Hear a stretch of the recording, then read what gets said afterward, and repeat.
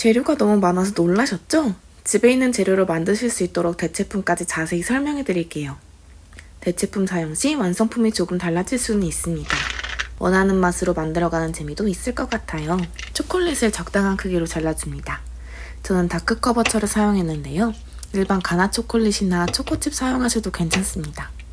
다크 커버처를 사용하면 입에서 녹는 진한 초코 맛을 더 잘 느낄 수 있어요.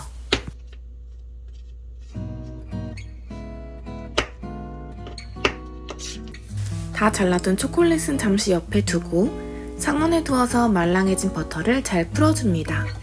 버터는 비싼 것을 쓸수록 맛있는 것 같아요. 같은 레시피여도 쿠키 같은 구운 과자는 버터 차이가 크더라고요. 버터가 크림처럼 다 풀어지면 설탕과 꿀을 넣어줍니다. 쿠키가 먹음직스러워 보이도록 황설탕을 사용해줬어요. 꿀은 쿠키가 좀 더 촉촉해지는 데 도움을 줍니다. 없을 때는 빼거나 꿀 양만큼 설탕을 더 넣으셔도 됩니다. 또는 꿀과 같은 양의 물엿을 넣게 되면 조금 덜 달게 느껴질 수 있어요. 소금도 넣어줍니다. 가염 버터를 사용하신다면 소금은 빼주세요. 소금을 넣으면 들어간 설탕량 대비 느껴지는 단맛을 더 극대화할 수 있습니다.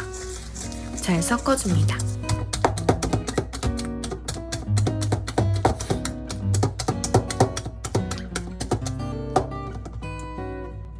풀어둔 계란을 넣어줍니다.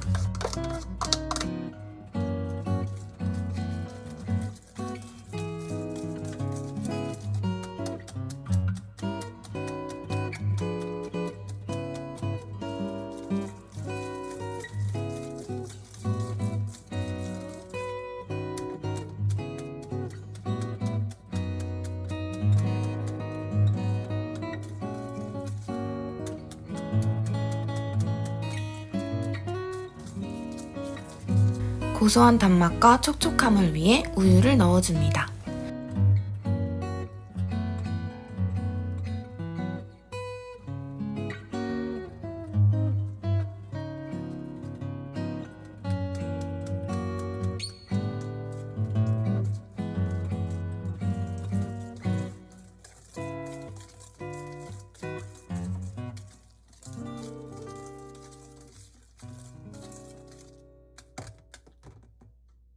두 번에 나누어 넣어줄게요. 우유와 계란은 미리 상온에 두어 차갑지 않게 해주세요. 버터에 차가운 액체가 들어가면 분리가 날 수 있어요. 분리가 나면 맛이 느끼해질 수 있는데 다시 하고 싶지 않으실 때는 재빨리 가루 재료를 넣어주세요. 바닐라 오일도 5방울 넣어줍니다. 계란 비린내를 잡는 용인데 신선한 계란을 사용했거나 민감하지 않으신 분들은 넣지 않으셔도 됩니다. 아몬드 가루와 박력분을 넣어줍니다. 휘퍼로 섞어줄 거라 따로 채치지 않았어요. 슬라이스 아몬드와 잘라둔 초콜릿을 넣고 가볍게 섞어줍니다. 아몬드 가루는 지방이 많아서 고소함을 더해주고 쿠키가 딱딱해지지 않도록 해줍니다. 박력분이나 중력분으로 대체하셔도 됩니다. 조금 딱딱해지겠지만요.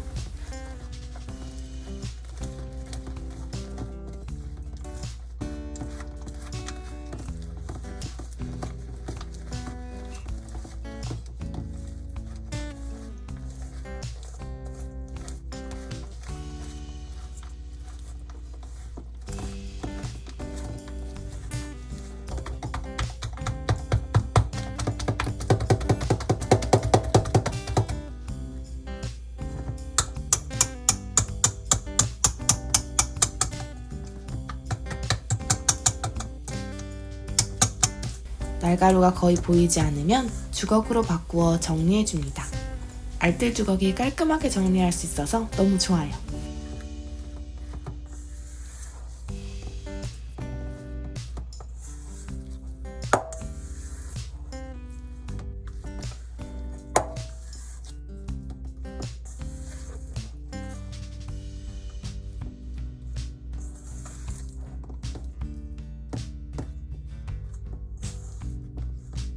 대충 덮어서 냉장고에 30분간 휴지합니다.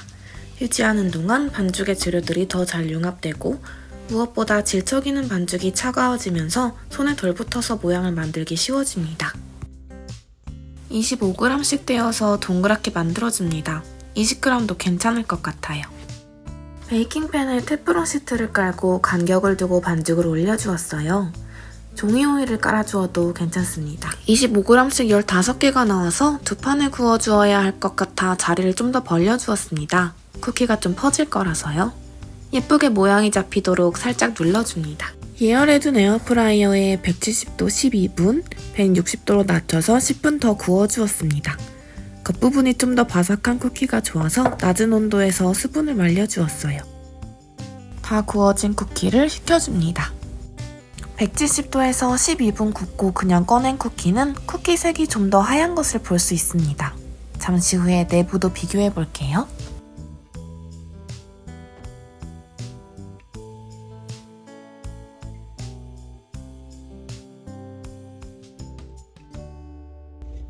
오래 구운 쿠키부터 맛볼게요. 겉은 바삭하고 안에도 잘 익은 것을 볼 수 있습니다.